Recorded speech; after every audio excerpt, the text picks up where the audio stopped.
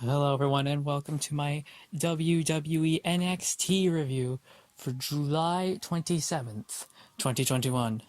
We're coming off the back of the whole William Regal getting attacked by Karrion Kross debacle and all that stuff. So, yeah, I was really excited to see NXT this week. Now, NXT's on Sci-Fi in the States.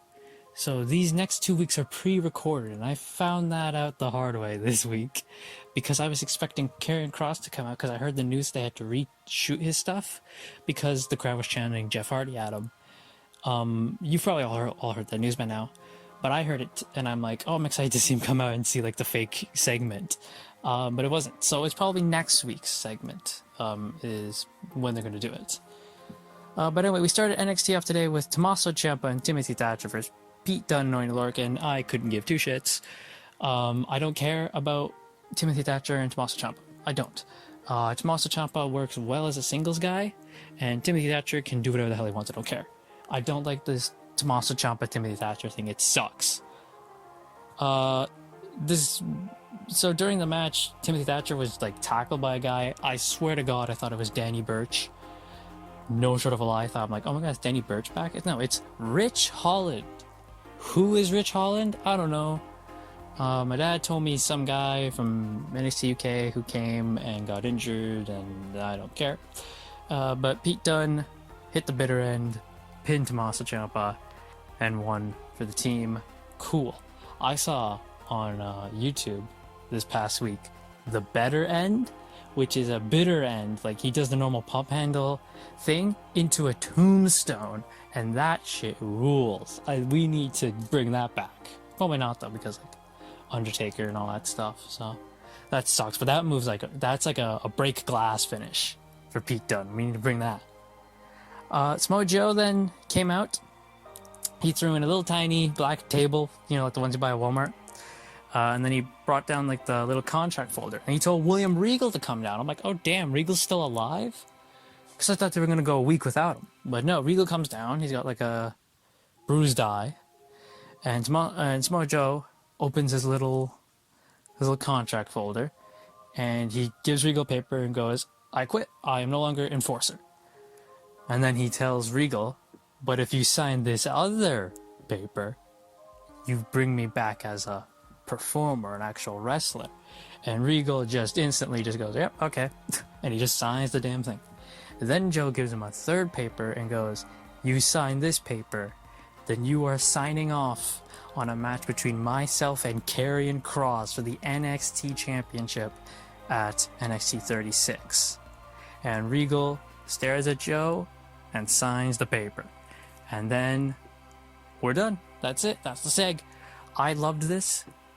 Regal didn't say a goddamn word. He just was angry. He was just as mad as Samoa Joe and just gave him what he wanted. And that's exactly what we all wanted. LA Knight and Cameron Grimes. Another one of their segments. I was happy for this, but later on I grew disdain for it. LA Knight and Cameron Grimes are going golfing. Cameron Grimes is LA Knight's caddy. LA Knight tells him to bring him the driver, and Cameron Grimes is like, "I am your driver." And LA Knight's like, "No, you idiot. The fucking stick. Give me the stick." So then Cameron Grimes starts betting. He's like, "I bet $5,000 you're gonna hit the ball into the trees." LA Knight hits the ball into the trees. Cameron Grimes goes, "Hey, you owe me $5,000. LA Knight goes, "No, you're gonna go get the damn ball. You're my caddy." And that's where we pretty much end off there. We had Carmelo Hayes versus Josh Briggs. Next match in the Breakout Tournament. I like the idea of the Breakout Tournament. It's a cool idea. Now, going into this, I'm just going to go away. As soon as I saw Duke Hudson on commentary, I'm like, fuck. Carmelo Hayes is winning. I don't dislike Carmelo Hayes at all. I thought he's great. This match he had with Kushida and Adam Cole, fantastic. But the thing is, we know who he is. Like, we know who this guy is now. He's no longer like a breakout, "Ooh, who is he?" We know him. We don't know Josh Briggs. I know who Josh Briggs is. Josh Briggs, the Final Evolve champion. I watched the Final Evolve show with him on it. That's how I knew who he was. And I knew he was going to be in this, and I'm like, he's my guy. Like, I'd love if Josh Briggs wins. Josh Briggs, by the way, fucking tall dude. He is massive. I don't remember him being this big. He's just super tall. But, like, we know, again, I'm just saying, Carmelo Hayes should not have won. We know who he is. This is for people we don't know, to find, like, a new star. Carmelo Hayes, we know. Josh Briggs, a lot of people don't. So I think Josh Briggs should have won. But as soon as Duke Hudson came out, I'm like, fuck, they're not going to do heel versus heel. Because Carmelo Hayes was easily the babyface in this. But he won. He hit, like, a jumping leg drop off the top, pinned Josh Briggs. God damn it. Another LA Knight and Cameron Grimes seg, where LA Knight hits the ball into the lake and he makes Cameron Grimes go get it. And Cameron Grimes, when he gets out of the lake, sees Ted DiBiase. He's alive. He's not dead after that cool back bump he did. Ted DiBiase does, dude, what are you doing? You know, why are you being LA Knight's bitch? And Cameron Grimes goes, well, I gave him my word, and I'm a man of my word. And Ted DiBiase pretty much tells him, nah, man, you gotta fight him. You gotta fight back. You're not the Cameron Grimes. The Cameron Grimes I know fights back. And then he drives away. So that's that. I mean, cool to see Ted again, but I thought his part in the story was pretty much done. Actually, I would have preferred if his part in the story was pretty much done. I don't think we need Ted anymore. Raquel Gonzalez cut a promo. A lot of promos in this episode. Pretty much just saying, who's next? Who's next? Dakota Kai then hypes her up, going, you know, she's beaten Rhea Ripley, Io Shirai, Ember Moon, you know, and so many others, and she's going to continue to do that. And Dakota Kai says, as long as I have your back, you're going to be NXT Women's Champion. So Dakota Kai and Raquel, they kind of celebrate after. Raquel is like in the corner, kind of like shoving into the crowd's face. And then Dakota Kai haluva kicks the shit out of her and holds the belt up and goes, I'm next. Here we go, boys. This is it. Emergency. Dakota Kai is about to become the NXT Women's Champion, and I'm gonna lose my fucking mind. I want Dakota Kai to win so goddamn bad. Give this to me. Give me Dakota Kai. Please. The crowd went nuts. They were on her side. Come on, man. We need this. Dakota Kai for NXT Women's Champion. Come on, please. Please. They seems like they're just making like Dakota Kai uber heel and Raquel's gonna turn babyface. No. Let's go Dakota. I'm on Dakota. Team Dakota. We're all on Team Dakota. Casey Catanzaro and Caden Carter, whose name looks like came out of like some generic hero name 5000 simulator, faced Frankie Monet and Jessica Maya of the Robert Stone brand. That's what they officially are, the Robert Stone brand. And Casey and Caden win, which shocked me. I'm like, oh, I thought they were going to give Frankie Monet the thing. But then after it made sense, Frankie started blaming Robert Stone, so that's what they're going with. This is obviously going to end with her kicking Robert Stone out, and he's just going to be a fucking loser. Imperium were there. Don't know if you all heard this, but they announced on NXT UK last week that the Walter vs. Dragunov 2, like the rematch for the UK Championship, is going to take place at NXT 36. I'm excited for that. I was going to watch the match anyway, so it's cool. It gets to be on pay-per-view and more people get to see it. So that's great. Imperium are here. They're facing those bastards, Hit Row. And thank Christ and everything holy that Imperium won. They beat Hit Row. Screw Hit Row. I hate Hit Row so much, dude. Imperium wins, and then Legado del Fantasma attack them after. Oh, I was a happy man. I was a happy man with this thing. I was very happy. Hit Row, they're trying to make them the faces. No. Let's go Legado del Fantasma. Those are the faces. The Way are backstage. A lady comes to Indy Hartwell and says, a little package. And it's a picture from Dexter Lumis. And it's Indy, Dexter, Johnny, and Candace. Like a family photo. And Johnny goes, no, he's not part of this family. He's not part of this family. He's weird looking. And Candace goes like, he doesn't deserve you. He's not good enough for you. Johnny says there's no chance he's coming. And Candace adds in like, yeah, no chance in hell. So I appreciate that, Candace. Very much this was done as like a family thing. Like I've noticed that now. That's how they're doing The Way. It's like Johnny and Candace are the mom and dad. Indy's the sister.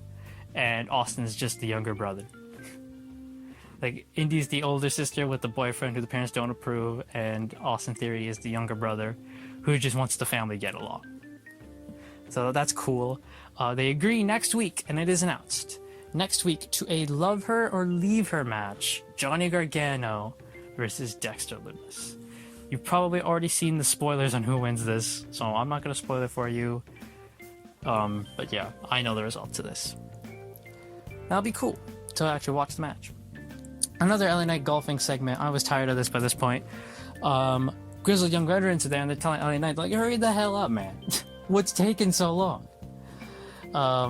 Cameron Grimes oddly defends him for some fucking reason. I don't know why. Grizzled Young Veterans then say, okay, you owe Cameron Grimes, like, what, $10,000? Let's double that. Right? So LA Knight goes to hit it in. He fails. Cameron Grimes goes to hit it in. He nails LA Knight in the plums and then on the head with the stick. I don't know what they're called. I don't golf. And then hits the ball in the hole. And then when he picks up LA Knight, he goes, "Look what they did to you!" And then LA Knight chases off Grizzly Young Veterans. And that was that. I'm pretty tired. There was way too much of these segments. I get what they were going for, but come on now. We then had a Wade Barrett sit down with Roderick Strong and Malcolm Bivens. This led to Wade Barrett asking, is the money match Roderick Strong versus Bobby Fish? And Malcolm Bivens had a great thing where he said, the person who said money can't buy you happiness was stupid and poor. That rules. I want that on a t-shirt. And yes, they agreed that next week will be Roderick Strong versus Bobby Fish. I am there for that. That sounds awesome. Then we had the main event, Bronson Reed versus Adam Cole. I knew in my heart that if Bronson Reed loses, he's going main roster. Adam Cole hit a Panama Sunrise on Bronson Reed, which was nuts. And he hit him with the last shot and won. So Bronson Reed, thanks for all your contributions to NXT. See you on main event, buddy.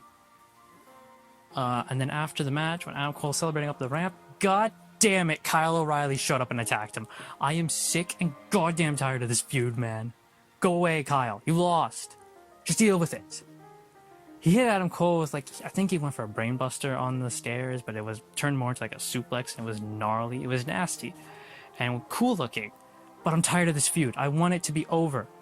Like, they had their match at Great American Bash. We're done. There's no more. I'm not interested in them fighting again at all.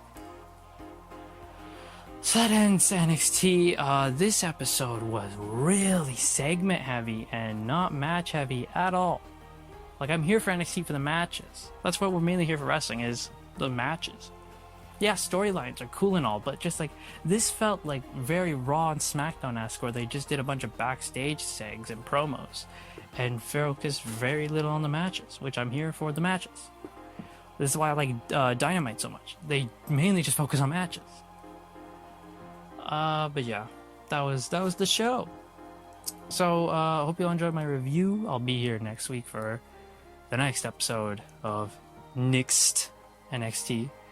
Don't forget to like, comment, subscribe, all that good stuff. Share the video, and see you all next time.